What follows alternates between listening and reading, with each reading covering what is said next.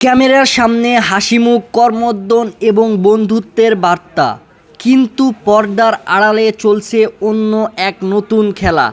সাম্প্রতিক চীন ও যুক্তরাষ্ট্রের বৈঠক ঘিরে নতুন বিতর্ক তৈরি হয়েছে।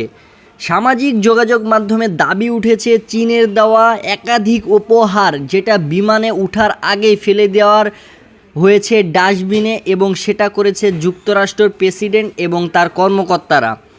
যদিও এই ঘটনা পুরো সত্য এখনও স্পষ্ট না, তবে আন্তর্জাতিক রাজনীতিতে এটি একটি নতুন প্রশ্ন তুলেছে।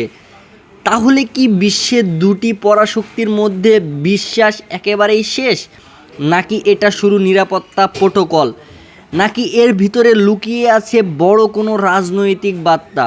বিশ্লেষকরা বলছেন, আজকের বিশ্বে কূটনৈতিক হাসির আড়ালেও থাকে অনেক প্রযুক্তির যুদ্ধ, অর্থনৈতিক চাপ এবং ক্ষমতার লড়াই। একদিকে বন্ধুত্বর অভিনয়, অন্যদিকে সন্দেহ, নিষেধাজ্ঞা আর গোপন প্রতিযোগিতা।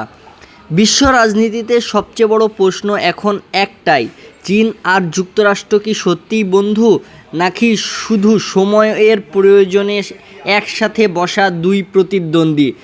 এবং যখন যুক্তরাষ্ট্রের প্রেসিডেন্ট ডোনাল্ড ট্রাম্প বিমানে উঠতেছিলেন এবং তার সঙ্গীরা উঠতেছিলেন, হাতের ব্যাজ থেকে শুরু করে তাদের ঘড়ি পর্যন্ত ফেলে দেওয়া হয়েছে, এবং তাদের যে মোবাইল ডিভাইস ছিল সেটা তারা সেইখানে ফেলে দিয়েছে।